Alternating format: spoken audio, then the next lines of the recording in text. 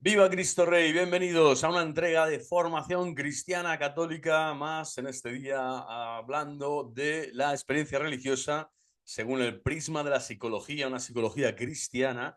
De algún modo toda la teología también está impregnada de psique, porque psique es el alma y conviene y siempre es determinante en muchas ocasiones conocerse a sí mismo para conocer también los dones de Dios y lo que Dios tiene preparado para aquellos que le aman.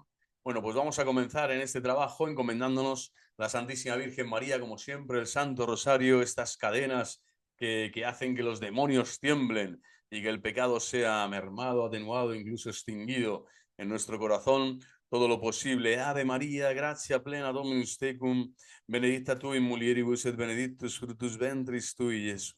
Santa María, Mater Dei, ora pro nobis peccatoribus, nunc et in hora mortis nostre. Amén. In nomine Patris et Filii et Spiritus Sancti. Amén. Bueno, pues venimos un día más con esta formación. Vamos a leer de forma muy sucinta un evangelio que nos pone los pelos de punta. Y se trata nada más y nada menos que el evangelio de la misericordia, así lo llaman en la iglesia los grandes teólogos de todos los tiempos, el evangelio de Lucas, de San Lucas. Y en el capítulo 19, los últimos versículos del 11 al 28, pues el versículo 27, 28, 29, es tremendo. El Señor en esta parábola dice nada más y nada menos algo así como que, y en cuanto a esos enemigos míos que no querían que llegase a reinar sobre ellos, traedlos acá y degolladlos en mi presencia. Palabra del Señor.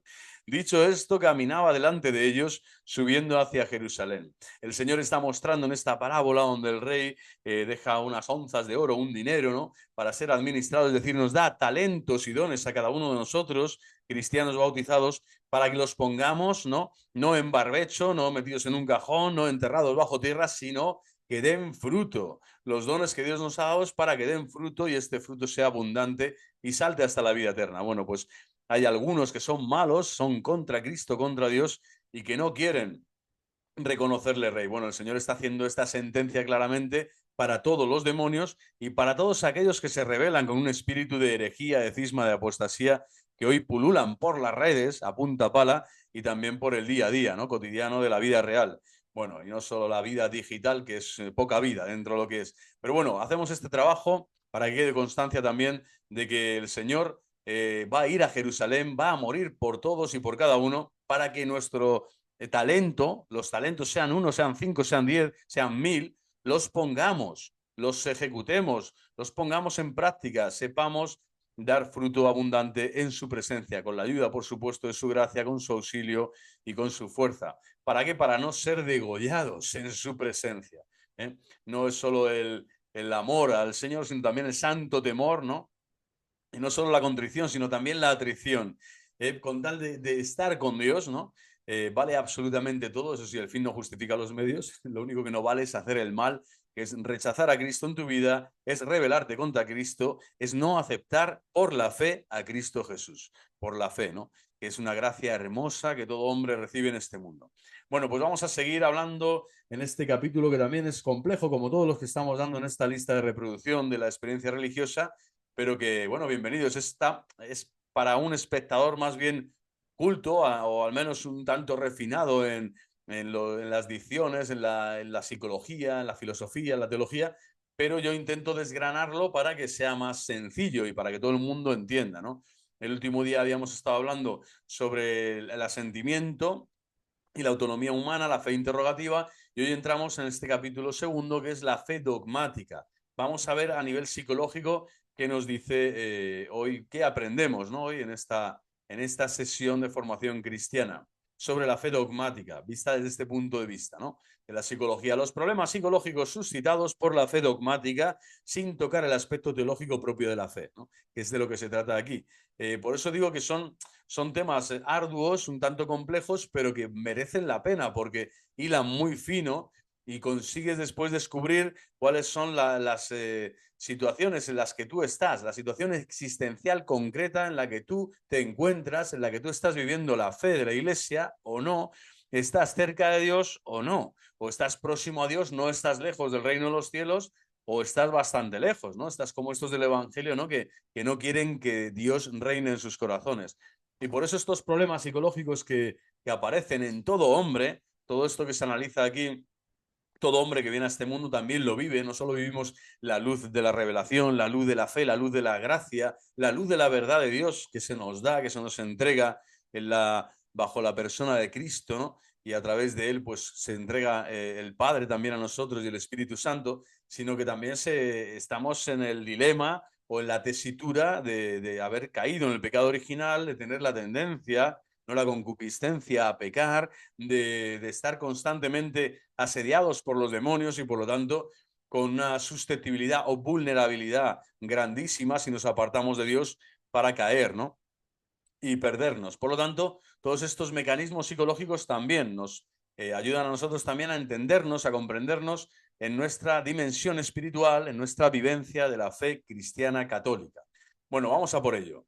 En la estricta medida en que una referencia doctrinal sirva para aclarar las estructuras psicológicas. Vamos a ver. Por otra parte, reservamos para nuestro estudio sobre la patología religiosa todas las críticas que los psicólogos, Freud y Jung, en estos casos, que nada de católicos tienen, por supuesto, pero sí que han dado muchas claves interpretativas e intuitivas que son ciertas, que son, se puede profundizar en ellas de forma natural, ¿no? Y consciente y muy acertada, pues han formulado contra la religión dogmática, precisamente viendo la religión siempre como algo ancestral, algo mágico, algo taumatúrgico, algo extraño, ¿no? A lo que es el espíritu científico, ¿no? La psicología analítica, etcétera, ¿no? Cuando es todo lo contrario. Entonces vamos a desmontar también todos estos bulos, todos estos fake que estos padres vamos a decir, de la falsa psique, ¿no? Pues también han propagado por el mundo, haciendo del mundo de hoy, pues es un mundo que no solo da la espalda a Dios, sino que se da la espalda a sí mismo, porque cuando el mundo se da la espalda al autor de la vida, que es Dios, creador, ¿no? El origen del cosmos y del hombre, se está dando la espalda a sí mismo, está muriendo, ¿no? De anemia y cae en ese paroxismo espiritual, en ese no hacer nada, no pongo el talento en juego porque tengo miedo, no me comprometo porque tengo miedo, no quiero hacer algo por los demás porque pienso más en mí, soy egocéntrico, narcisista, una persona dedicada solo a mis cosas. Bueno, pues todo esto viene de aquí, de una psicología falsa que interpreta también el acto religioso y la experiencia religiosa como un acto que no te libera, que realmente no es maduro, que realmente no te hace un ser adulto, no competente, profesional, realista, ¿no? Ante las cosas de la vida, sino todo lo contrario, ¿no? Y esto es falso, completamente falso, ¿no? La religión y la experiencia religiosa es la experiencia culmen del ser racional, del ser humano, del ser humano, ¿no? Por eso Santo Tomás de Aquino definía a la persona así, ¿no? Persona es, quod, perfectísimo in tota natura, stilisem subsistem in rationale in natura. Es decir, es lo más perfecto de la naturaleza creada, ¿no? De la naturaleza racional que es creada y por lo tanto la persona está ahí, en esa situación de que Dios cuando se le revela precisamente a su razón. Es racional, la fe es racional. Bueno, pues vamos a ir a por estos que critican, ¿no? El hecho religioso, la experiencia religiosa de forma farisaica, falsaria, sesgada. Se refieren a un tipo de fe dogmática que podemos con pleno derecho considerar aberrante o patológico. ¿Por qué? Porque están hablando de una fe dogmática que no es la que profesa el cristiano católico, no es la que profesa la Iglesia. De esa también nosotros veremos más adelante, consideramos que eso no es fe, propiamente dicho, no es una fe revelada por Dios, Padre, Hijo y Espíritu, ¿no? La revelación pública de Dios, sino es una fe hecha a la medida de los hombres que se convierte en ¿qué? En ideología, en ídolo. Ídolo e ideología son eso, sinónimos, ¿vale? Para entendernos. Diversos estudios han demostrado la frecuencia con que el adulto abandona la fe dogmática. Es como que no nos gusta. Esto de la fe dogmática, tremendo, ¿no? Es como la orden de papá o de mamá, ¿no? La obediencia que uno, todos los límites que un niño comienza a tener cuando es educado, ¿no? No te gusta esto de los dogmas, no, no. Sirva de ejemplo una encuesta realizada entre 500 estudiantes universitarios americanos en la que se demuestra que aún permaneciendo religiosos, la mayor parte de ellos son infieles a la fe dogmática de su primera educación religiosa y un 56%, nada más y nada menos, más de la mitad, rechazan sus antiguas vinculaciones eclesiásticas. Estos estudios están hechos en los años 70, fijaros, ya hace medio siglo, cerca de medio siglo, bueno, años 77, 78, a finales, ¿no? de los años 70. Bueno, pues estamos viendo ya que la crisis del hombre moderno, posmoderno, es galopante, es alucinante, ¿no? Más de la mitad ya se desvinculan, ¿no? Claro, también estamos hablando de América, que es un lugar en donde el protestantismo ha hecho todo ese daño terrorífico, ¿no? Propio de la fe calvinista o de la fe luterana o de la fe que no es fe propiamente católica y por lo tanto entran en dilemas, en una filosofía falsa, ¿no? Completamente, con una interpretación falsa del libre arbitrio, de la gracia de Dios, del pecado original, es decir, lo destruyen todo. Entonces, esa vinculación a la institución, a la comunidad eclesial, pues también estamos hablando de un país que es América, donde no solo hay 500 estudiantes, sino 500 denominaciones, no sé si cada 10 años, nuevas de iglesias protestantes, que no son iglesias como tal, sino comunidades, vamos a decir, variopintas, de todo género y lugar y apellido, pero que no son la fe cristiana católica. Entonces, claro, es normal, creciendo en un ambiente ya donde se ha desintegrado o ha desaparecido prácticamente la estructura visible eclesial católica, ¿no? En muchos ámbitos de la sociedad americana, pues claro, es normal llegar a estos índices, ¿no? Más de la mitad no tienen relación, no vinculación con la iglesia como tal, porque la consideran además eso como un ente que solo dicta, ¿no? Normas, ¿no?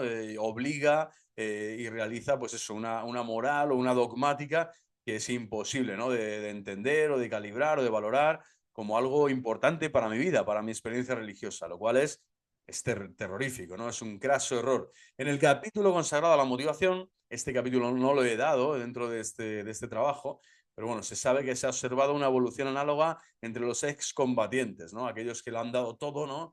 En su militancia y tal, y después es como que al salirse y tal se han visto que no, ya esos principios que ellos defendían, pues poco a poco es como que ya no quieren. Hay una desafección, ¿no? Hay una desafección de la institución y con la institución pues va todo lo que es dogmático, todo lo que es, vamos a decir, toda la teoría, ¿no? Todo el corpus credendi, ¿no? Que debemos de creer. Hemos observado una evolución análoga, decían aquí estos estudiosos. Es de señalar, sin embargo, que los sujetos de estas encuestas pertenecen, aquí lo dicen, en gran parte a comunidades protestantes, en las cuales existe un amplio margen de libertad en el asentimiento a las creencias dogmáticas y a las prácticas religiosas. Vamos, una manera fina de decir que hacen lo que les da la gana, cuando les da la gana y como les da la gana, depende del pastor de turno, del líder de turno y del grupito en torno a él, ¿no? Para sacarse tajada de aquí o de allá y hacer sus simonías, ¿no? Simonías del siglo XXI. Pero desde luego ignoramos, dice, la medida en que el medio católico es afectado por este movimiento de desafección dogmática. Yo diría que es amplísimo también. Es decir, hay millones de católicos que están muy poco formados en lo que son los artículos de la fe y la fe católica, la doctrina social de la Iglesia, por ejemplo, también todo lo que es la moral cristiana, y hay unas carencias fortísimas, ¿no? En los cristianos bautizados. Por eso la nueva evangelización que siempre ha estado en boca y en el corazón de San Juan Pablo II era precisamente esto, ¿no? Lo de catequizar, ¿no? Volver a realizar una iniciación cristiana, a evangelizar a los que ya estaban bautizados, a los que ya habían sido cristianos o hechos cristianos por el bautismo, pero que en la vivencia de la fe, en su experiencia religiosa, tienen una desafección casi completa, ¿no? Con los dogmas de la fe, con la doctrina eclesiástica, moral, eclesial, ¿no? Sacramental, etcétera.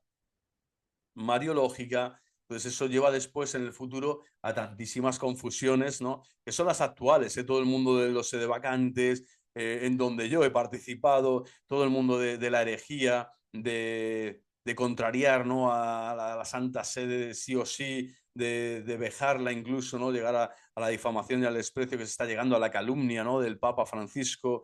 Todo esto al final es un movimiento telúrico, ¿no? Intravenoso que es un cáncer dentro de la espiritualidad cristiana actual por la falta de formación cristiana.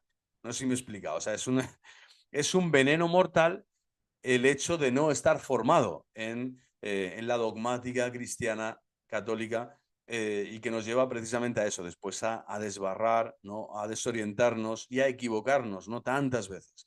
Por eso tenemos una y otra vez que acudir a las fuentes oficiales, ¿no? Del magisterio ordinario, extraordinario de los papas, ¿no? Y de toda la Iglesia, ¿no? Especialmente el catecismo de la Iglesia católica, etc. En las páginas precedentes hemos tenido ocasión de interpretar ciertos casos de abandono de la fe dogmática como la negativa opuesta a representaciones religiosas excesivamente impregnadas de sentimentalismo y de ensoñaciones infantiles. Esta es una de las acusaciones también que se les hace, ¿no?, a los creyentes, pero que es un bulo, o sea, es un prejuicio, ¿no?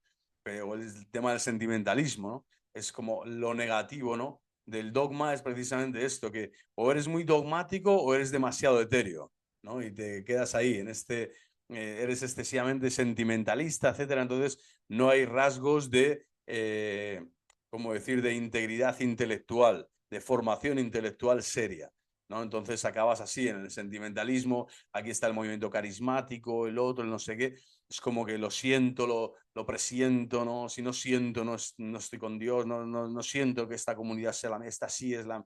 Bueno, todo ese mundo, ¿no?, que al final lo que haces es precisamente ir al otro lado, ¿no? O sea, o eres dogmático 100%, completamente, no sé cómo decir, rígido en ese aspecto, ¿no? De ser un hombre solo teórico, ¿no? Y que en la práctica parece que eres eso, un ladrillo, ¿no?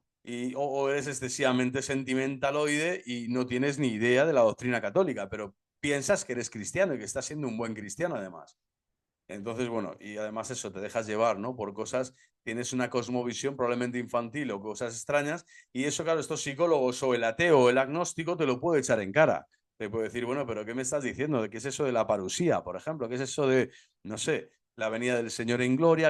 A ver, explícame, ¿no?, los novísimos. Vamos a hablar de ello, vamos a profundizar. ¿Qué nos dice la Iglesia? Formarnos bien en estos misterios, ¿no? Pío XII, en su santidad Pío XII hablaba muchísimo del misterio de la Eucaristía, que lo damos por entendido, ¿no?, por sabido o consabido, cuando es un misterio tan inefable, tan increíble, ¿no? Hay una lista de reproducción en el canal también que podéis ver para ver la belleza que tiene, la hondura, la profundidad de este misterio, el misterio de la muerte eterna, de la condenación posible, el misterio del pecado, ¿no?, en sí mismo, ¿no?, toda la parte moral. Bueno, es tremendo, ¿no?, todo lo que tenemos por aprender antes de caer en estos sentimentalismos infantiles de lo que nos acusan muchos que ya están fuera de la iglesia o que no quieren pertenecer a ella, aunque hayan sido bautizados también. Es un gran dolor de la Santa Madre Iglesia. Sin embargo, esta razón no es siempre la más importante. La dificultad psicológica relativa a la fe dogmática puede también motivar el abandono de esta fe, para estudiar lo cual tomaremos una vez más como fundamento el testimonio de algunos intelectuales antes citados, ¿no? Freud, Jung. La mayor parte de ellos insisten en diversas ocasiones en la discordancia que constatan entre un saber de fe y la experiencia vivida. Es lo de siempre, ¿eh?, entre lo que su afiliación religiosa les enseña y lo que llegan a traducir en su actitud práctica en medio del mundo. Pero esto pasa muchísimo. Coherencia. Se pide coherencia en todos los niveles. O sea, lo que piensas, lo que dices, lo que sientes, lo que haces, ¿no? Tiene una armonía, es un conjunto, ¿no? Es una armazón que te está construyendo una vida de fe íntegra, íntegra, piedad sincera y fe íntegra. ¿Por qué? Porque no puede faltar ninguno de estos aspectos, ni el intelectual, ni el volitivo, ni el afectivo, ¿no?, ni el práctico. No pueden faltar estos aspectos para dar un testimonio coherente, para que el testimonio sea coherente. Si no, te va a llegar uno y va a decir, sí, tú sabes mucho de fe, pero no sé, no atiendes a los pobres, no ayudas a tu vecino, insultas al lado, eres egoísta, eres tacaño, no sé, eres mentiroso. Es decir, tienes comportamientos que no están acordes, ¿no?, a esa fe que profesas. Y esto siempre, lo dice ya el Concilio Vaticano II, será también un gran dolor de la Santa Madre Iglesia, ¿no?, el antitestimonio, y también es causa, ¿no?, o origen de que muchos, ¿no?, sigan manteniéndose en esa posición del ateísmo, ¿no?, que no les justifica, ¿eh? El antitestimonio humano no les justifica, porque el testimonio divino de Cristo está muy por encima del testimonio nuestro. Somos pobres pecadores, pero ahí están los santos. Por ejemplo, en la Iglesia Católica hay miles de santos que cada día nos muestran que la luz del resucitado, es decir, el testimonio de Cristo vivo y viviente entre nosotros, sí es eficaz, sí es posible, que la santidad se puede realizar. Y eso lo que nos hace es estimularnos, ¿a quiénes? Al resto que somos la inmensa mayoría de pecadores tremendos, ¿no?, a todos los niveles, pero que sabemos que el Señor va a hacer que esa armazón, ese cemento que una la mente, el corazón, los labios y el quehacer de cada día, pues sea un cemento real, el cemento de la gracia divina, ¿no?, de la gracia divina. Y Santa María, por supuesto, siempre, porque ella es madre de la divina gracia, ¿no? Ora pro nobis, decimos en el Santo Rosario, ¿no? Madre de la divina gracia, impresionante, ¿no? Bueno, pues Cristo siempre nos va a dar esa gracia para que el saber de la fe y la experiencia de vida sean concordantes. Saber, pero hay que pedírsela, hay que pedírsela. Saben lo que deben creer y reconocen no tener ninguna objeción de principio contra verdades dogmáticas. Esto es un tipo, una tipología de personas, ¿no? De cristianos. Pero estas verdades no impregnan ni su actitud religiosa concreta ni sus relaciones con el mundo. Entonces, como dices, bueno, pues, ¿a qué vienes? Tú me puedes mostrar una cruz, ¿no? Tú, pues, no sé, incluso rezas el rosario, haces obras de misericordia así puntuales, haces una piedad, tienes una piedad sincera, sí, sí, pero a la hora de la verdad tienes una cantidad de flecos o de puertas abiertas al enemigo, al mal espíritu, que hacen que tu vida práctica concreta del día a día sea un abanico de incoherencias, sea ¿cómo decir? Una apertura constante al mal espíritu, ¿no? Te falta la humildad, la constancia, la paciencia, la fortaleza, ¿no? La sabiduría para realizar ese acto meritorio, precioso, virtuoso y precioso, que es el acto cristiano de fe, esperanza y caridad, que es hacer lo que Dios quiere, cuando Dios quiere y como Dios quiere cada día. Hacer lo que Dios te pide cada día, como Dios quiere, cuando Dios quiere y lo que Dios quiere. Y eso es maravilloso, eso se llama cumplir la santa voluntad de Dios. Bueno, como sabemos que no es fácil, el Señor nos asiste cada día con su gracia, como he dicho antes, pero tenemos que ir ahí, ¿no? No vale solo con saber las verdades dogmáticas de memoria. Yo puedo saberme el catecismo de memoria y ser una persona a la que le falta la caridad más elemental con el prójimo, o que no sabe, que sabe eso todo el día difamando o hablando mal de no sé quién, ¿no? Entonces eso es importante, ¿no? Tenemos que saber discernir y saber dónde está el punto de incoherencia que tenemos. ¿Para qué? Para que nuestra actitud religiosa concreta sea acorde a las verdades dogmáticas, ¿no? Y no vengan estos agnósticos, escépticos, ¿no? Todo lo que es el mundo del ateísmo práctico, ¿no? O ideólogos de todo tipo, a decirte, mira, tu fe es falsa. Es falsa por esto, porque mira, en tus relaciones con el mundo y en tu conducta habitual del día a día no se muestra. No se muestran los principios evangélicos, no se muestra la belleza de la que tú nos estás hablando, ¿no? No eres coherente. Es decir, no consiguen convertirse en los principios reguladores de la religión práctica. Y en tanto que no pasan a ser un puro saber teórico, no pasan de ser un puro saber teórico, están irremisiblemente lastradas por un coeficiente de irrealidad. Es decir, no, predícame cura, predícame fraile, por un oído me entra y por otro me salen, decía mi santa abuela que en paz descanse. Bueno, pues así es, o sea, es algo que te va lastrando, que va detrás tuyo siempre, ¿no? Como una gran bola de acero que llevan los presos, ¿no? Detrás del pie, que no te permite ni caminar, ni correr, ¿no? Ni subir las montañas de la fe. Puedes estar viendo la montaña así, estás viendo el sol, estás diciendo, mira, Dios está allí, estás apuntándolo con el dedo, estás mirándole, sí, pero no estás caminando con Él, no vas en sus caminos, no estás apoyado, no estás sintiendo la belleza de su luz, no estás al ritmo y en la manera que Él quiere que tú camines, y por lo tanto ese coeficiente de irrealidad, ¿qué te hace? Pues ser una persona indolente muchas veces, patológicamente castrada, como decir, sí, que te falta, ¿no? Intelectualmente el decir, yo tengo el deseo de formarme realmente y de hacer que todas las potencialidades de mi alma, de mi ser, de mi psique, pues estén al servicio de Dios y del reino de Dios y su justicia. Yo quiero ponerme enteramente al servicio de Dios y no quiero que los principios teóricos, la dogmática, sean para mí un lastre, ¿no? Esto está pasando mucho ahora con las controversias, ¿no? De Amoris Leticia, Laudato Si, Fiducia Supplicans, tal, ¿no? Aparentes controversias, porque al final la Iglesia lo está explicando, está matizando, se está viendo en la práctica que no es todo lo que se está diciendo, que son barbaridades, ¿no? Respecto de como si se hubiera cambiado el magisterio, los puntos, la estabilidad doctrinal de siempre, ¿no? Por otra cosa. Y toda esta falsedad, al final lo que hace es eso, te va lastrando el qué, tu orgullo, tu egoísmo, tu soberbia espiritual es la que te va lastrando. ¿Por qué? Porque le quieres decir a Dios lo que tiene que decir y a la Iglesia lo que tiene que decir. Quieres entender la dogmática a tu modo y manera, ¿no? Y lo que estás es en un coeficiente de irrealidad. Es decir, todos los herejes caen aquí, en la irrealidad. Es decir, no están haciendo una lectura real de lo que está sucediendo, del acontecimiento histórico y salvífico. Y esto es grave, muy grave. Y por eso hay mucho más error y mucha más confusión cuando no estamos formando la conciencia precisamente en esto, en que la dogmática se una a la moral, se una a la vivencia de la fe. Son simplemente, por lo tanto, ideas, diría Kant, ¿no? Si no se queda solo en el plano de la fe dogmática, podríamos decir que son ideas vacías, incluso llega a decir, puesto que ningún dato de la intuición sensible les proporciona contenido alguno.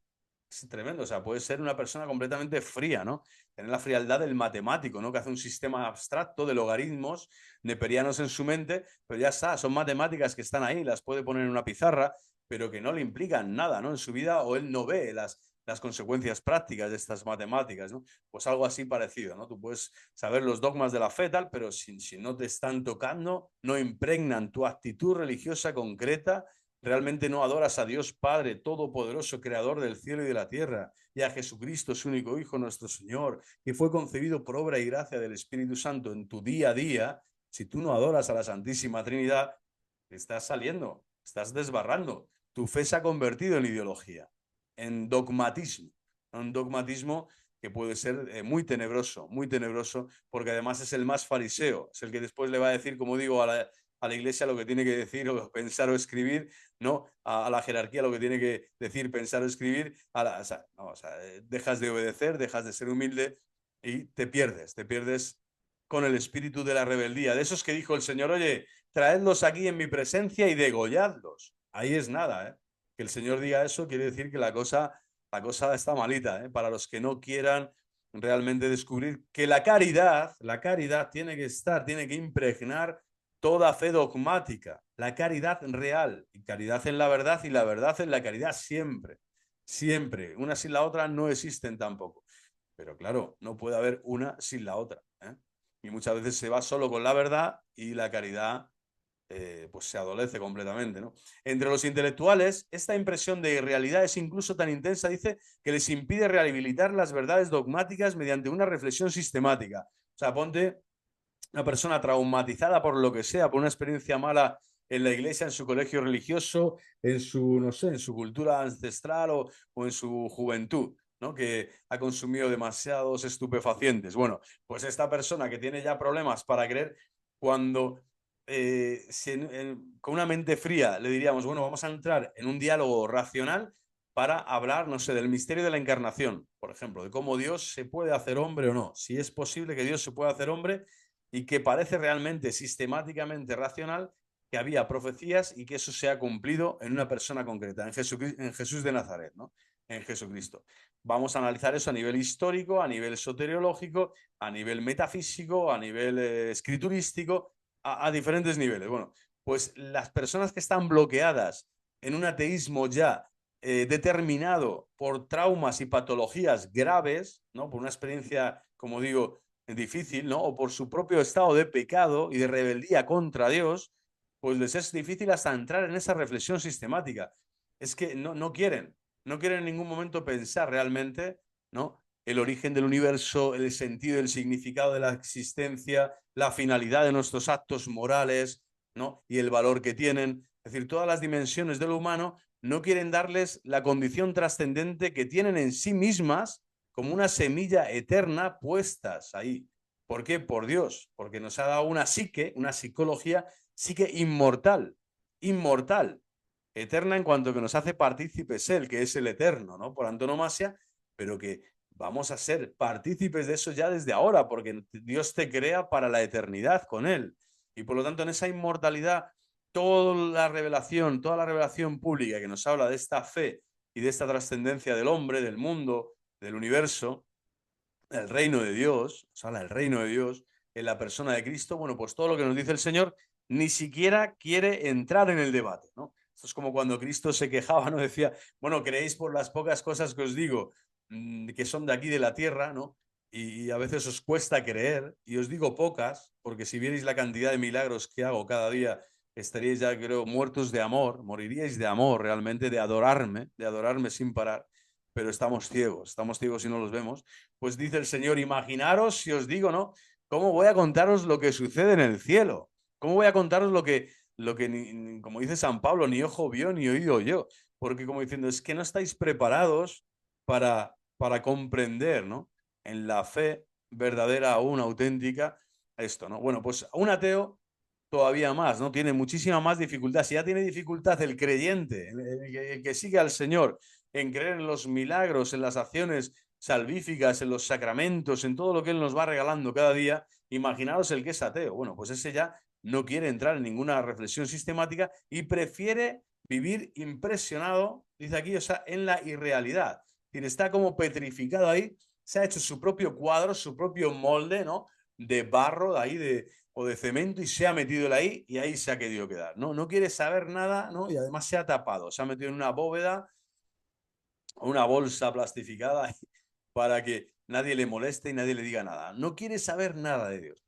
Esto es un trauma, y muchos lo tienen, por eso mucha aversión a lo divino, a lo sagrado, a lo religioso, viene también por parte del mundo satánico, diabólico, de unas élites que han dejado de creer en Dios, o mejor dicho, que creen solo en los diosecitos de este mundo, es decir, en Satanás, en Luzbel, ¿no? En sus logias, en sus planchas masónicas, en su basura, para decir, bueno, pues aquí yo pongo mi fe dogmática, es esta, ¿no? Es la del príncipe de este mundo, es la de Satanás. Y por lo tanto, todo lo que sea verdaderamente divino, verdaderamente auténtico, verdaderamente santo, lo voy a odiar, lo voy a atacar, voy a menospreciarlo, voy a derrocarlo, voy a querer aplastarlo, ¿no? Ese es el ímpetu o la impresión que también tienen muchos ateos en este mundo cuando van contra lo religioso, cuando en el fondo se están dando muerte a sí mismos. Están cayendo ya en esa segunda muerte que es la condena eterna, porque ya están rechazando la resurrección de Cristo, que es la vida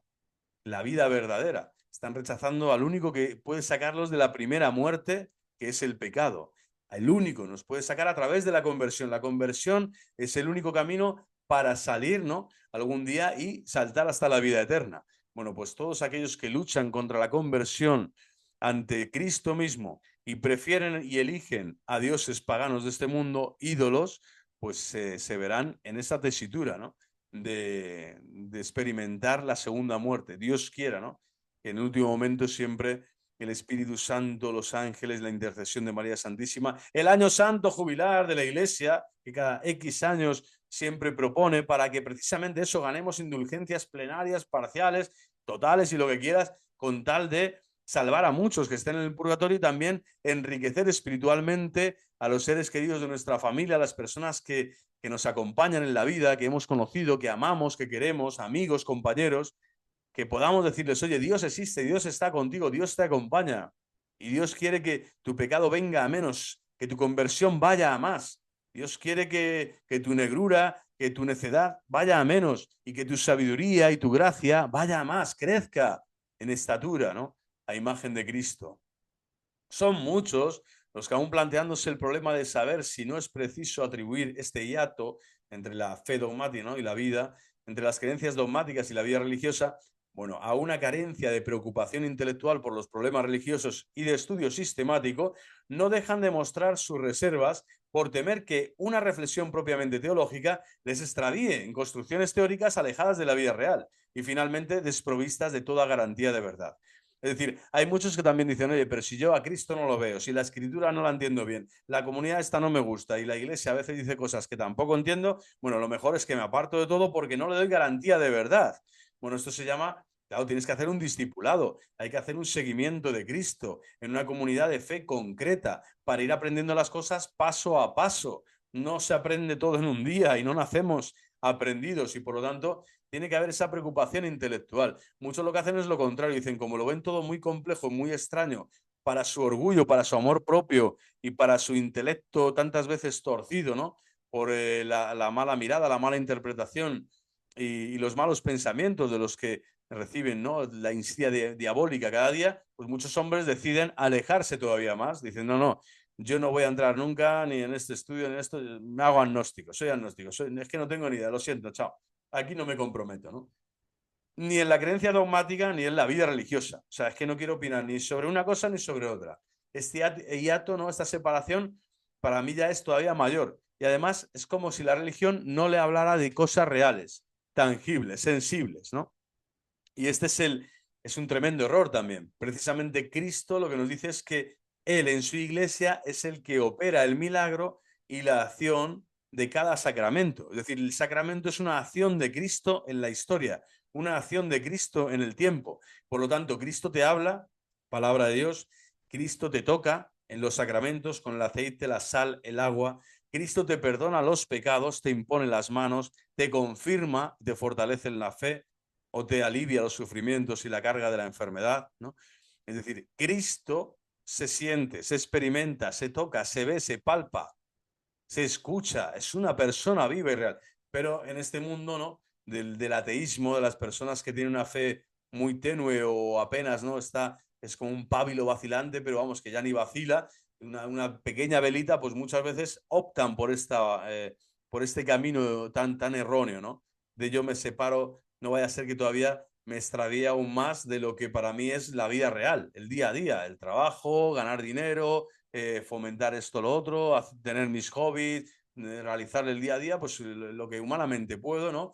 Pero no cuento con Dios, ni la experiencia de Dios a mí me realiza, ni estoy buscándole porque no lo encuentro, no lo veo claro, ni tampoco quiero entrar en el tema de las creencias dogmáticas, porque hay de todo tipo, tampoco veo que esta comunidad, esta otra, tal. Es decir, hay miles de personas en ese barbecho, iba a decir, no, en esa soledad, en ese individualismo, en ese lugar de confrontación con el mundo sin la gracia de Dios y por lo tanto se hacen del mundo, ¿no? No solo no son del mundo, sino que ya se han hecho del mundo. Han venido de Dios, pero la luz vino a los suyos y no le recibieron. Es decir, están rechazando la luz de Dios, la luz de la fe, que te obliga moralmente y espiritualmente, pero por amor, a caminar en una comunidad concreta y paso a paso ser educado. Es decir, caminar en la conversión, caminar en el espíritu de la libertad de los hijos de Dios que se dejan enseñar, que se dejan santificar, que se dejan gobernar por otro, que es el totalmente otro, es Dios, que en Cristo Jesús se nos ha revelado como el compañero de vida, como el amigo del alma, como el esposo de nuestro ser, ¿no? Como el redentor de nuestra miseria, como el salvador de nuestra vida temporal. Bueno, pues esto es una breve reflexión, ¿no? Para seguir, vamos a avanzar. Es preciso no interpretar erróneamente el objeto de tal escepticismo, que no se refiere a algunas tesis teológicas accesorias, sino a lo que constituye el centro mismo del mensaje cristiano, que es la redención de los pecados por la muerte en la cruz de Cristo, Dios hecho hombre, la potencia salvífica de los sacramentos, es decir, experiencia real, viva, tangible, y la doctrina del pecado original, entre otros, ¿no? Etcétera, etcétera, etcétera. Es decir, el escepticismo, ¿no? Cae en todo esto, no quiere pensar estas realidades, ¿no? Y no se refiere a algunas tesis teológicas accesorias, sino a lo que constituye el centro mismo del mensaje cristiano. Es decir, es importantísimo esto, ¿no? Por lo tanto, las creencias dogmáticas siempre tienen que estar acompañadas de la vida religiosa. ¿Y esta vida religiosa dónde se manifiesta? En la creencia verdadera, ¿no? De que la redención te cambia la vida, porque Dios te ha perdonado y caminas libremente. Y Dios hecho hombre ahora camina contigo. Y los sacramentos y en la vida de los sacramentos está recibiendo su gracia y su amor, su paz y la alegría para seguir caminando. Y que sabes que el pecado original te ha afectado y lo tienes ahí como una rémora que, ¿no? que vamos a tener que combatir siempre. Es decir, tienes una actitud militante ante la vida, ¿no? Pero ya este es el objetivo, ¿no? La fe dogmática bien vivida, pues hace que las tesis teológicas no sean accesorias, sino que constituyen el fundamento de tu existencia. Es el día a día, el pan nuestro de cada día. El eco inmenso por el libro del obispo anglicano, doctor Robinson, prueba que este sentimiento de ruptura entre las verdades dogmáticas y la religión efectiva es hoy día un fenómeno sumamente extendido, ¿no? Aquí hablo un ejemplo, ¿no? Feligreses con ideas afines al socialismo, todo lo contrario completamente, ¿no? Al catolicismo, ¿no?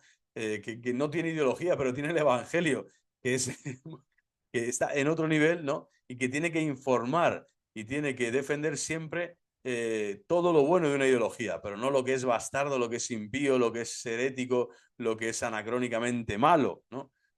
El comunismo, lo mismo, ¿no? Incluso el aborto libre, la sexualidad prematrimonial, ¿no? Dentro de las parroquias tal. Puede haber fieles de este tipo, yo me los he encontrado y dices, madre mía, aquí lo que hay es que formar desde la base de nuevo. Hay una persona que ha recibido un sacramento, pero no ha recibido la doctrina y por lo tanto su conciencia no está formada. Aún no se puede decir que sea un cristiano adulto, porque no puede ser adulto en la fe alguien que defiende cosas que son contrarias a la fe. Bueno, pues esto adolece hoy el mundo actual, ya postmoderno, de toda esta dimensión intelectual y muchos han caído en este compromiso mejor dicho, en esta contradicción, ¿no? Compromiso en italiano significa pues en este fallo, en este error, ¿no? En esta encrucijada tenebrosa en donde han confundido los términos, ¿no? Completamente, y cuando uno ignora su fe, acaba perdiéndola. Cuando uno ignora su fe, defiende ya cualquier cosa. Bueno, pues hay personas que han pretendido defender cosas que son intolerablemente defendidas por la doctrina católica y sin embargo, pues van a misa o a veces se confiesan o consideran que, no sé, que la cofradía de su barrio son los más fieles, ¿no? A participar en un grupo de oración incluso y tal, pero tienen eso, una deformación cristiana y hay que tener paciencia, ¿no? Y también cuidado de no escandalizar a la bestia, ¿no? Pero en el sentido de rechazar, ¿no? O de expulsar a nadie, sin duda, ¿no? Nadie nace aprendido y por lo tanto lo que hay es que corregir con caridad y con mucha paciencia a estas personas que también estén en esta situación, ¿no?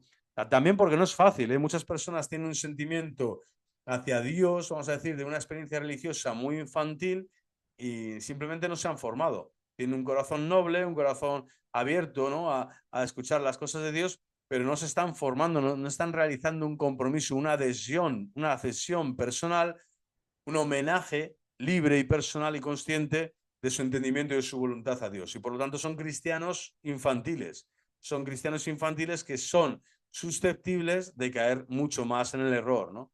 En el error de estas ideologías o de cualquier otro tipo de lobby o prebenda de simonía actual, ¿no? De este mundo tan mecanicista, tan individualista y tan perverso, ¿no? Como el actual y como cualquier otro, ¿no? Me gustó el otro día que escuché de un santo, ¿no? Que hablaba, no recuerdo bien el santo, pero era impresionante. Decía, oye, que aquel que diga, ¿no? Que los otros tiempos fueron peores que los actuales o mejores, tal, no sé qué, prácticamente sea anatema, ¿no? Anatema sit, ¿no? O sea, es decir, ¿qué es eso, no? Al contrario, tendrías que decir cada vez más y mejor, ¿no? Pero claro, cuesta verlo y cuesta pensar porque siempre pensamos el pasado como algo, no sé, como que el tiempo sublima todo y parece que la historia pasada fue siempre mejor que la presente, ¿no?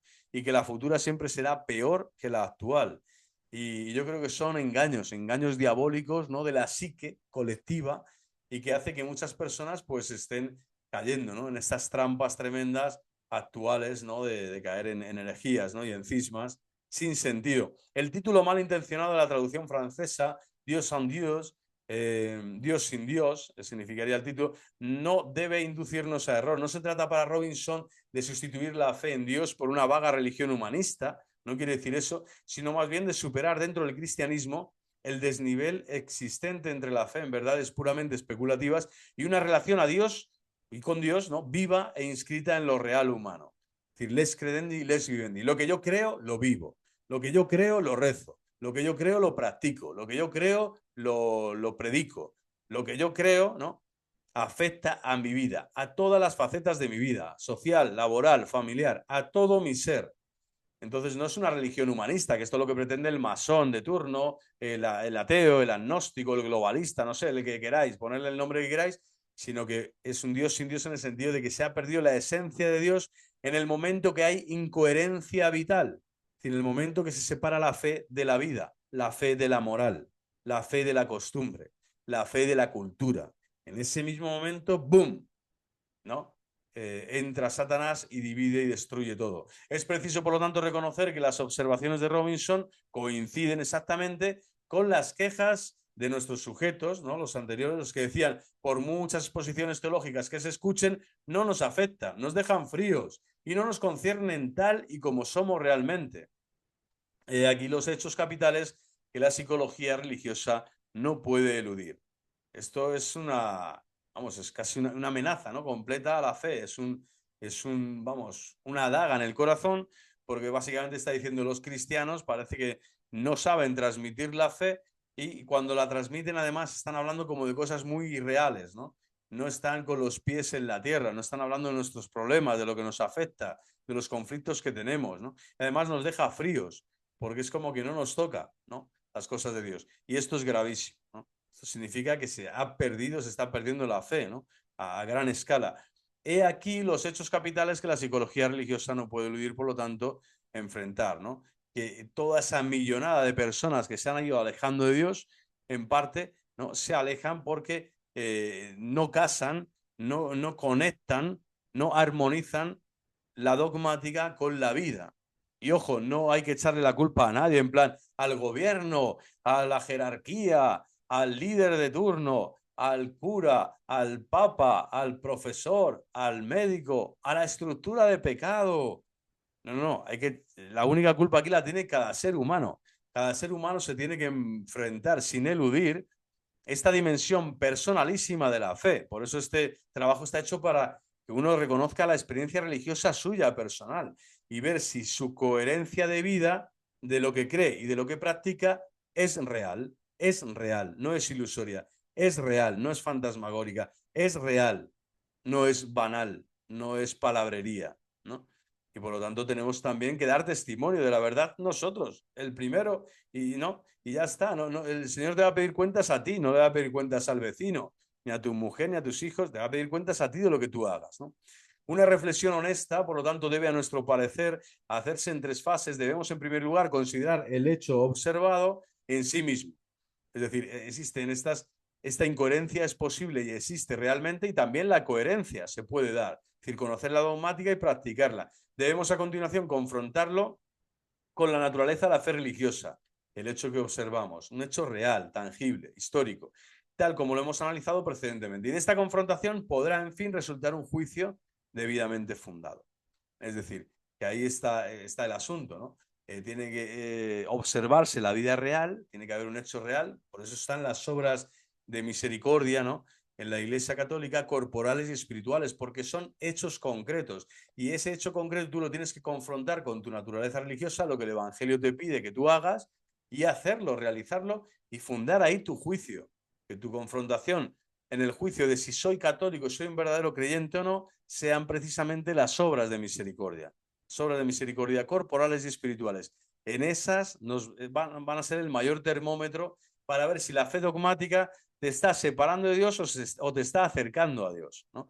A muchísimos hoy en la iglesia los ha alejado de Dios. Los ha alejado de Dios porque los aleja del prójimo. Solo les sirve para lanzar invectivas, para decir yo soy mejor que tú, soy más sabio que tú, soy más iluminado y soy más hereje que tú. No, eso no tiene sentido, ¿no?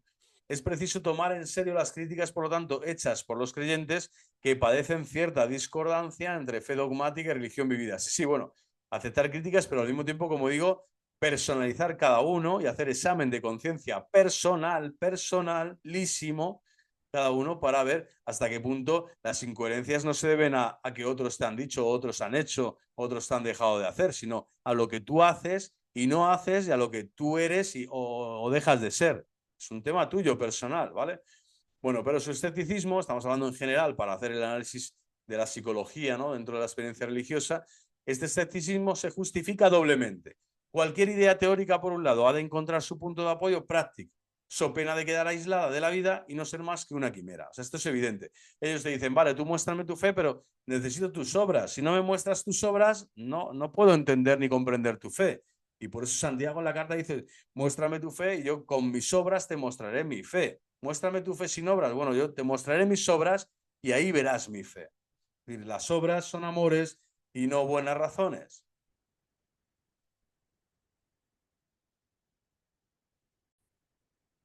Sin caer, dice aquí, por un grosero empirismo, en un grosero empirismo, es preciso admitir que para no reducirse a meras abstracciones, las ideas referentes al hombre de manera tan personal deben afectar a su modo de existencia y arbitrar los juicios de valor que emitimos sobre el hombre y sobre el mundo. Es decir, la religión te tiene que afectar. La religión no es algo teórico, punto. La religión se tiene que encarnar. Tienes que ser carne religiosa, carne de fe, carne de Dios, ¿no? Cuerpo de Cristo, que es lo que es la iglesia, miembro de Cristo, que es carne, ¿no? Carne glorificada, así, sarx, ¿no? Además, en hebreo tiene este sentido, ¿no? Carne de cuerpo completo, ¿no? De materia que se integra tanto el intelecto, ¿no? El entendimiento, como la voluntad, como lo que es la cosa en sí, ¿no? La materia. Y por lo tanto, bueno, tenemos que ser encarnación, ¿no? Nuestra fe religiosa se tiene que encarnar. Fe religiosa tiene que ser encarnación en nuestra vida concreta. La contemplación no es más que una evasión en lo imaginario, sino comporta fuerzas creadoras para la praxis. Esto es importantísimo. La oración cristiana no termina en la contemplatio, sino en la actio, en la acción.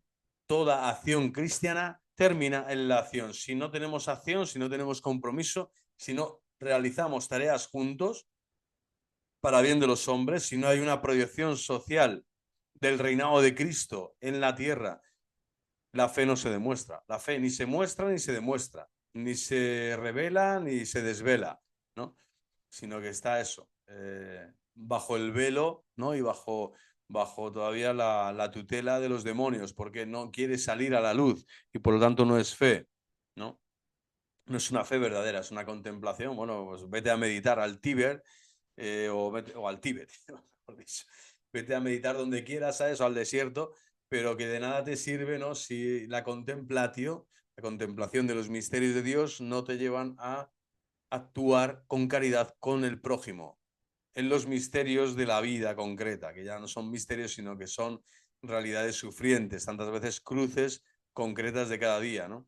¿Qué es lo que Cristo hizo? Cristo escuchó al huérfano, al pobre, a la viuda, al inmigrante también, a todos, fue extranjero y fue también, bueno, pues Cristo no mismo en nosotros tiene que, nos llama siempre a esta verdad, ¿no? Que sin la práctica, la fe simplemente es una quimera, es algo etéreo, abstracto, es una idea vacía, como decía Emmanuel Kant. En materia de religión, esta necesidad de vincular la idea al comportamiento efectivo, no solo el afectivo, sino efectivo, de efectuar cosas, de realizar efectus, es tanto más fuerte que por su naturaleza misma, toda idea auténtica sobre Dios expresa un lazo interpersonal que compromete la existencia toda. Bueno, estamos redundando en lo mismo, pero vale la pena, ¿no?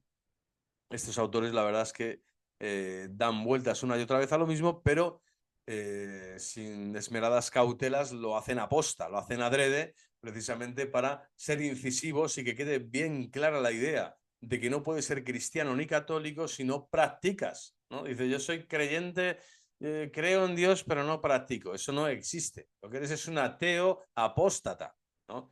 Con un barniz de cristianismo en cuanto que estás apostatando del sacramento que has recibido, estás renegando de Dios en tu praxis, en tu vida cotidiana. Y por lo tanto, es muy grave tu existencia, ¿no? En ese lugar, en este periodo de tu vida. Rezamos por tu conversión si estás en este proceso, ¿no? Pero desde luego no se justifica para nada que el hombre no acuda a la iglesia, porque la iglesia es una comunidad siempre abierta, es una comunidad de gracia, es una comunidad de esperanza y es una comunidad en continua conversión, y por lo tanto tú y yo estamos ahí. Si tu proceso y tu camino en la vida es una continua conversión al Señor Todopoderoso hasta que nos vayamos de este mundo, bueno, pues la iglesia es precisamente esa comunidad que te acoge, que te ayuda, que te alimenta, que te perdona, que te enseña a vivir en todo ese proceso de tu vida, ¿no? Toda esta existencia, ¿no? Para que cada vez de forma personal estés más íntimamente ligado, religado, seas un hombre religioso en la experiencia viva de Dios. Si no polariza la totalidad del hombre, por lo tanto, y se presenta como ajena a toda aplicación, la verdad dogmática, dice, resulta ser un producto puramente cerebral, un producto, es decir, algo que ni me va ni me viene, que puedo tomar hoy y mañana lo tiro. O sea, es algo que no entra en mi psique, no está afectando a mis afectos, ¿no? Ni a mi manera de ser, ni a mi manera de actuar, ¿no? A mis efectos, ¿no? Por eso San Agustín decía, mayor afecto, mayor efecto. Qué bonito, ¿no? Cuanto más amamos a Dios, más efectuamos obras de amor y obras de caridad con el prójimo. Cuanto más estamos nosotros con Dios, Dios está más con nosotros, ¿no? Dios siempre está con nosotros, somos nosotros los que nos alejamos de Dios. Entonces, cuanto más estemos con Dios, Dios más se va a manifestar entre nosotros, en medio de nosotros y para nosotros, amándonos a nosotros mismos, ¿no? Y al prójimo como Él nos ama. Entonces, esta dimensión de preciosa, ¿no? Esta interrelación, este compartir, ¿no? Este partir y repartir, esta cadena de favores, diríamos, ¿no? Que Dios todo lo que Él es te lo hace partícipe, te hace heredero, te hace regalador, es el primer regalador, el primero que no solo te promete, sino que está cumpliendo cada día, es un cumplidor de milagros, de hazañas, de promesas diarias. Cada día te está dando la vida de la gracia, la libertad verdadera, ocasiones para amar, para entregarte, para llevar su cruz, para llevar la tuya, es decir, para reparar, para suplicar, para interceder. Es maravillosa, la vida de la fe es increíble, ¿no? Si no, pues eso, serían múltiples las afabulaciones mitológicas que se despeñan de algún modo de una vida que te digo, yo creo en esto, sí, pero ni me va ni me viene. Como si compartes una comida, ¿no? Con unos amigos en el bar, hablando de fútbol o hablando de el último combate MMA. Bueno, vamos a por ello. Bien entendido que por aplicación práctica no se quiere decir necesariamente una praxis moral específica que diferenciase visiblemente los cristianos de otros hombres, pero es preciso que conforme a su proyecto de englobar y estructurar la personalidad entera, la convicción religiosa contenga posibilidades positivas de reinterpretación de la historia humana y de orientación de la vida. Esto hay que entenderlo, es importante, ¿no? Está diciendo, por un lado, somos la sal y la luz del mundo, pero estamos en el mundo. Entonces, estamos en el mundo, no desentonamos tanto que parecemos marcianos, extraterrestres o ángeles, ¿no? O que vamos al baño y en vez de pis, ¿no? Meamos, yo qué sé, ¿no? Algo, fluidos celestiales, no. Somos de carne y hueso.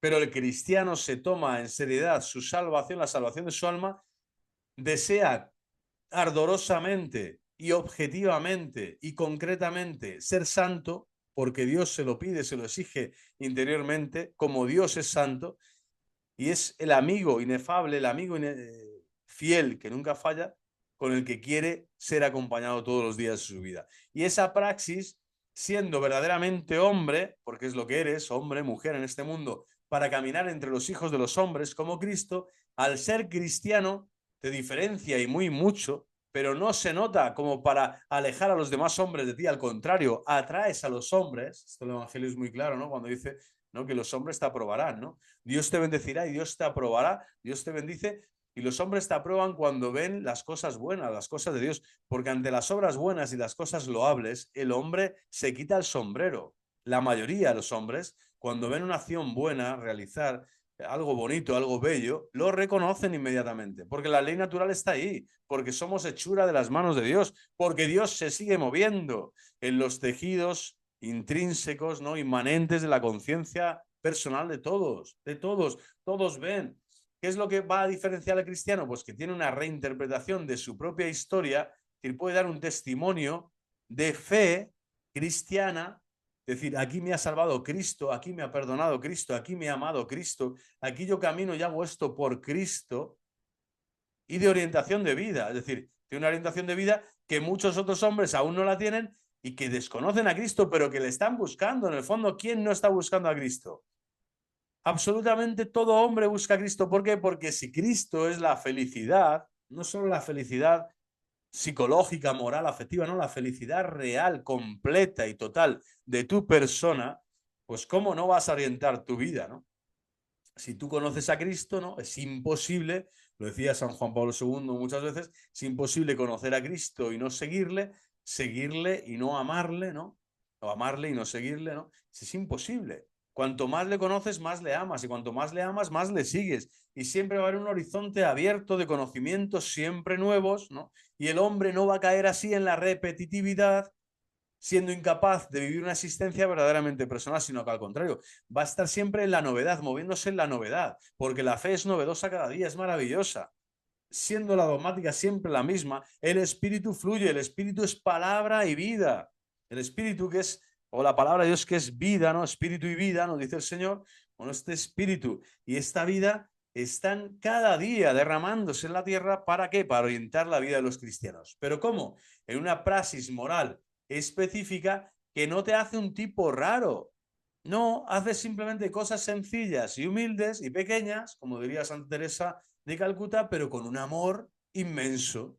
Y cuanto más pequeña es la cosa, más amor meto ahí, más amor pongo. ¿Para qué? Para ser verdaderamente cristiano, católico, ¿no? Agradar así al Señor en todas las cosas.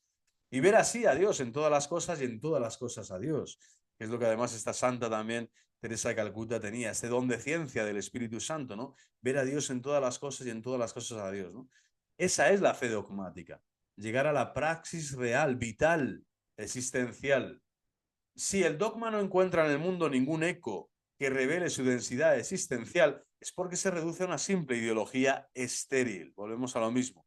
Entonces, tiene que ser vida, vida, Y por eso los papas, el Papa Benedicto, el Papa Francisco, están siempre orientando a esto, a que la Iglesia es un organismo vivo, que el resucitado está vivo y presente en medio de nosotros, que la vida de la Iglesia fluye a un nivel y con una capacidad y con una potencia generadora de vida alrededor que no podemos ni comprender ni entender cada día, todas las dinámicas de Espíritu Santo que hay en la Iglesia. Residencias, orfanatos, misiones, dicasterios, facultades, universidades, colegios, todos y cada uno de los cristianos católicos que están aportando esa sal y esa luz en medio del mundo, sin ser del mundo, pero amando al mundo en el sentido negativo, ¿no? De cosmología satánica, no, al mundo que Dios ha creado, el mundo que Dios ama, el mundo al que Dios se dirige, al que dirige su palabra, dirige su gracia, invade, penetra y trasciende para transformarlo a imagen y semejanza suya. Ese mundo es amado por el cristiano, por el católico, por el santo. Y la Santa Madre Iglesia cada día está generando todos estos espacios de vida, de esperanza y de promesas cumplidas. Allí donde dos o más se reúnen en mi nombre, allí estoy yo en medio de ellos. La promesa de Cristo sigue en pie. Y el Señor no defrauda jamás. Y nadie le gana en generosidad. Y hasta el final de nuestros días nos acompañará, ¿no? Y yo estaré con vosotros todos los días hasta el fin del mundo. Bueno, pues para el teólogo este sentimiento tan extendido entre los creyentes de un desdoblamiento, decíamos en otros capítulos o formación de esta lista de reproducción entre la religión teórica y la religión efectiva, pero que aquí también estamos dando, ¿no? O sea, como que por un lado va lo teórico, por otro lado va lo práctico, pues constituye para el teólogo un aviso y un criterio de autenticidad religiosa. Es decir, no, me da igual que te sepas todas las encíclicas de los papas del siglo XVI, XVII, XVIII, XIX y XX. Si no eres capaz, ¿no?, de tener corazón para asistir a un hermano necesitado, para ayudar a una persona, para, ¿cómo decir?, estar abierto, para saber escuchar a los demás, para rezar con un corazón esponjado, libre, auténtico, que es capaz de llorar, que es capaz de sufrir, que es capaz de empatizar con el dolor y con las cruces de este mundo. Ahí están los criterios de autenticidad. La experiencia vivida de los creyentes no es, sin embargo, el único criterio de verdad. Para el teólogo también. Y pues el teólogo somos todos, ¿no? Todo cristiano debería ser teólogo, ¿no? El que piensa la fe, el que desgrana los misterios de la fe, el que medita sobre los misterios de la fe, ¿no? Este es el teólogo. Y nada más ajeno a nuestra intención que reducir la teología, el conocimiento de Dios, a una teología de la experiencia. O sea, no queremos simplemente decir eso, que la teología solo se basa en lo que yo estoy haciendo, como si solo fuéramos lo que hacemos. No, no. Somos muchísimo más de lo que hacemos, o muchísimo más de lo que pensamos, ¿no? Incluso nuestra conciencia se queda reducida, dice San Juan, ante el juicio de Dios, o San Pablo mismo, ¿no? Aunque mi conciencia no me juzgue en este momento, yo me someto y someto mi propia conciencia, que es lo más sagrado de mi ser personal, a Dios mi Señor, que es quien me va a juzgar. Es decir, el hombre es una nimiedad, ¿no?, es una nadería en comparación con todas las riquezas celestiales y todo lo que el Señor nos presenta. Pero sin duda alguna, la teología de la experiencia, hemos dicho que es un signo y nos avisa y nos da criterio de discernimiento, de autenticidad, para ver si nosotros en nuestra fe dogmática estamos más cerca de Dios o no. Es decir, tenemos una fe viva, una fe dogmática viva, una fe dogmática existencialmente vivida, ¿no?, con coherencia, con madurez, con solvencia, ¿no? Con, pues eso, en la gratuidad y en la libertad de los hijos de Dios. La fe dogmática, insistimos, por lo tanto, esto ya para incidir a tope en esto, no es por definición, como sugieren numerosos psicólogos, una fe infantil, ni su religión es una religión autoritaria, sin perjuicio de que como más arriba vimos, pueda sin duda llegar a serlo, ¿no? Hay personas que, ¿no?, acusan a la dogmática como si fuera fanatismo, ¿no? Pero un fanatismo irracional, beligerante, ¿no?, caótico, impositivo, tenaz, pero en el sentido peyorativo de la palabra, etcétera, ¿no?, abusivo. Todo esto no tiene nada que ver con Dios, satánico, ¿no? Pero no deja de ser lamentable que numerosas encuestas, lo más frecuentemente, ¿no?, los americanos sobre todo, sobre la religión autoritaria, partan de este prejuicio, según el cual hablan de que todo dogmatismo religioso para ellos sería también un dogmatismo psicológico. O sea, esto es lo que queremos desmontar aquí. Estamos desmontando prejuicios que tiene el hombre contemporáneo para hablar de la religión, para acercarse a la experiencia de la fe religiosa verdadera y auténtica. de la fe verdadera, religiosa y auténtica, a esta experiencia. ¿Por qué? Porque están colocando un dogmatismo psicológico falso en un dogmatismo religioso falso, hablando de que el dogma es como si fuera una piedra que te cae encima y te aplasta, ¿no? Y aplasta todo el que tú quieras aplastar con ella. Porque a veces la piedra, claro, la sostienes tú, a ti no te aplasta, aplasta a los demás. Y eso no es. La dogmática no tiene nada que ver con una religión autoritaria, al contrario, son principios, son luces que te marcan un camino de vida, de esperanza, ¿no? Que te iluminan, que te invitan, que te proponen, que te sugieren, que te sanan, que te purifican, que te libran del error, ¿no? Que te avisan, que te alarman para protegerte, para cuidarte. Esa es la dogmática verdadera, ¿no? Nada que ver. Pero en las encuestas, y como hemos visto también por la carencia afectiva hacia la institución, en este caso la mediación eclesiástica, la Iglesia Católica, ¿no? Como mediación institucional, en la mente, estamos hablando a nivel psicológico, de muchos jóvenes o de muchas generaciones, ¿no? O de las últimas generaciones, mejor dicho, pues ha hecho que la fe no se transmita de generación en generación porque muchos padres han considerado esta fe dogmática como un ladrillo, como una piedra, ¿no? De hormigón, que ni comprendían ni querían comprender y que tampoco han querido transmitir, porque han dicho, uff, esto es demasiado para mí, ¿no? Bueno, pues esto es una falta de discernimiento que falsea en parte las conclusiones de las encuestas. Es decir, no se puede llegar a afirmar esto ¿no? Como si un psicólogo considera que si tienes fe es porque o eres infantil, básicamente, y todavía no has llegado al grado de la ciencia verdadera, o estás basándote en una religión autoritaria. ¿Por qué? Porque la religión, al tener principios dogmáticos, es autoritaria. Es decir, toda religión que tiene principios dogmáticos es autoritarismo. En el fondo, el hombre moderno no debería ni plantearse ser religioso, ¿no? Están atentando contra el fundamento de que somos naturalmente creados por Dios y por lo tanto somos de naturaleza religiosa, ¿no? El hombre es un ser religioso por naturaleza y por otro lado están con ese prejuicio terrible, ¿no? Psicológico de pensar que el que da el salto de fe, el que comienza a caminar en la fe, el que comienza a realizar un discipulado, un itinerario de fe, sí, una iniciación cristiana, bueno, pues siempre está como en el terreno de una fe infantiloide, ¿no? Infantil, ¿no? De engañabobos, de personas que no piensan bien o que piensan muy poco, ¿no? Esto lo tiene mucho el plurito este, ¿no? ¿Cómo decir? Esta petulancia la tiene mucho el científico, ¿no? El científico patético, el malo, la tiene, ¿no? Considera que el hombre religioso de por sí es algo como que hay que desdeñar, ¿no?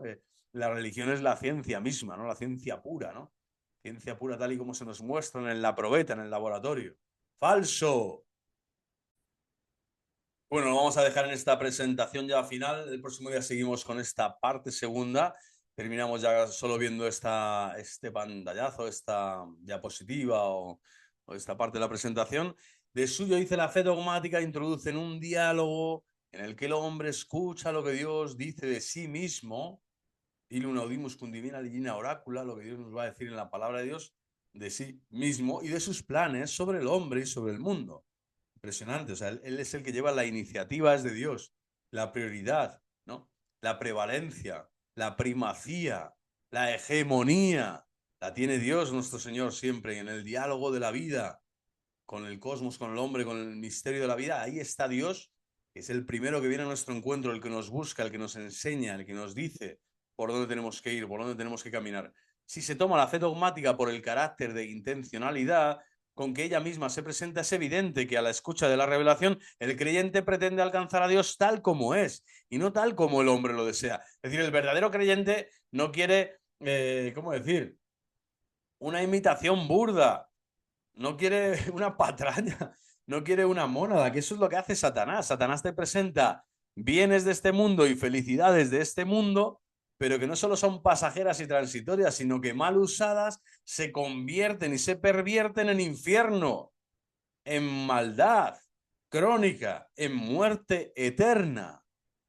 Ahí está el problema. Entonces, yo lo que quiero es al Dios verdadero, vivo y verdadero, a la zarza ardiente, que yo no tengo derecho ni a tocar, solo tengo que descalzarme y orar y adorar en espíritu y en verdad ante la zarza ardiente de Moisés, ¿no? Ante la que Moisés, ¿no? Experimentó esa presencia de lo divino, ¿no?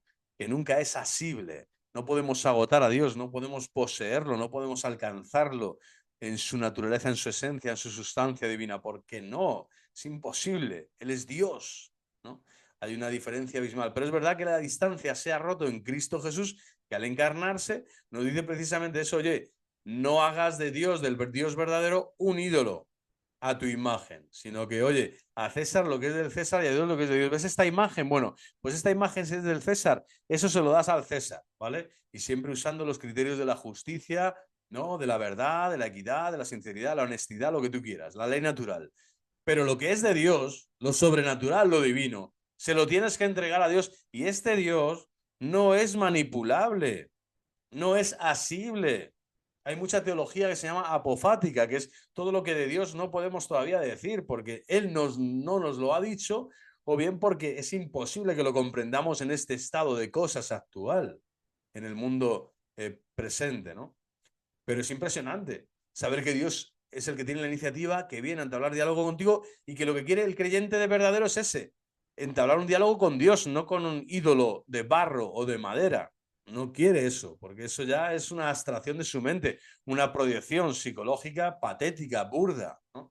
Y ahí están pues todo ese mundo hoy del entretenimiento, ¿no? El juvenil de todas las épocas y lugares, ¿no? Pues siempre el ídolo, ¿no? El circo, el pan y el circo, sea fútbol, sea lo que sea, ¿no?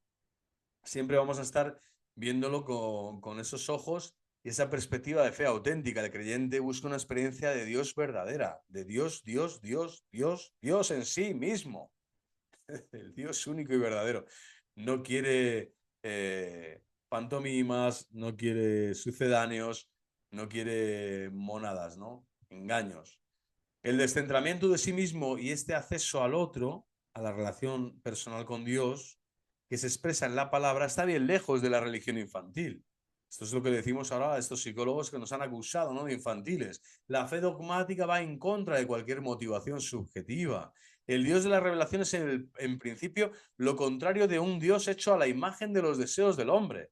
Fijaros, por un lado está el deseo natural de ver a Dios, desiderium naturale videndi deum. Esto lo reconoce la teología.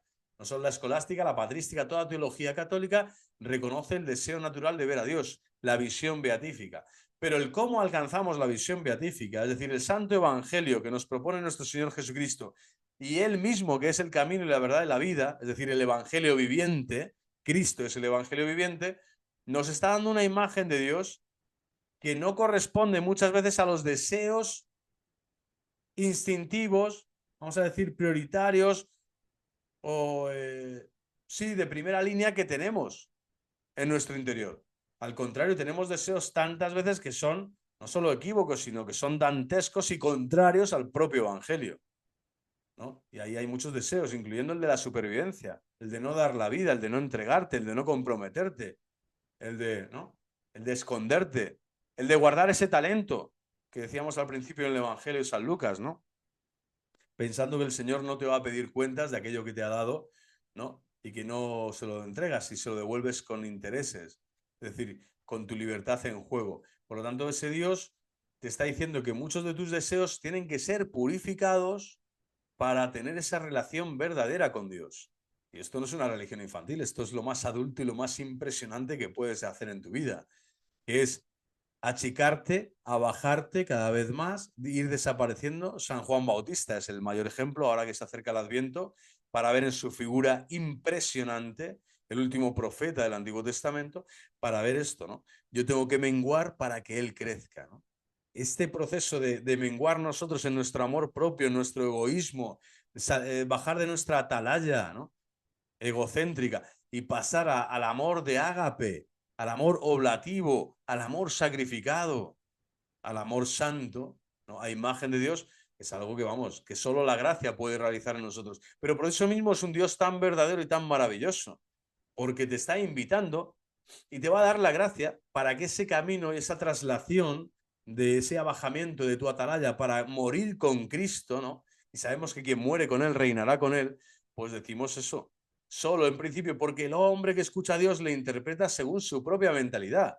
Por ello el esfuerzo de desmitificación sigue siendo una tarea constante del pensamiento religioso. Es decir, nosotros no vamos a hacerlo. Esta desmitificación es la gracia de Dios en nosotros que nos va a hacer ver nuestros autoengaños, nuestras autosugestiones, nuestras apariencias, ¿no? Nuestros falsos cimientos, todo aquello que es arena y que tiene que estar llamado a desaparecer en el infierno, ¿no? Perdonado por Dios, pero que desaparezca, es decir, todo lo que es ego, todo lo que es falsedad, todo lo que es miedo, todo lo que es concupiscencia, tiene que desaparecer para que crezca el otro quien es Dios mismo en nosotros. Y así sí que estamos en esa imagen, ¿no? Y ese deseo natural de ver a Dios también se convierte en el deseo de estar con Dios, de vivir con Dios, que es la felicidad misma. Pero comprender esto es el camino inmenso que va de la mente al corazón. O sea, ya no es solo pensar las cosas, sino sentirlas en el sentido de accionarte y que tus deseos y tus decisiones desde el corazón como la instancia o la sede, vamos a decir, el asiento, el trono de tus deseos y de tus decisiones, bueno, pues que allí todo sea de Dios. Y para que ese corazón tuyo sea todo de Cristo y todo de Dios, pues hay que hacer un esfuerzo de desmitificación y un esfuerzo de purificación diario. Este esfuerzo en cristiano tiene una palabra, penitencia y ascesis, o ascesis en la penitencia, o penitencia con ascesis.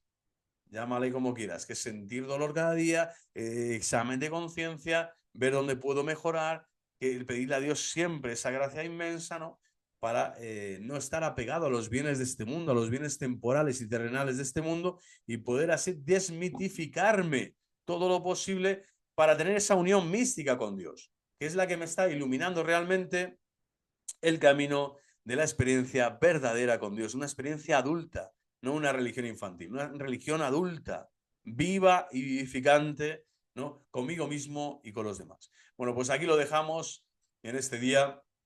Que el Señor nos siga bendiciendo y colmando de gracia, que Dios Todopoderoso, Padre, Hijo y Espíritu Santo nos sigan concediendo la gracia de perseverar en el bien, en la oración, en el ora y et labora continuo de la vida y que los sagrados corazones de Jesús y de María nos sigan concediendo esta gracia, ¿no? Que es consentir religiosamente con esa garantía de verdad que nos da que el Espíritu Santo de Dios ha sido derramado en nuestros corazones.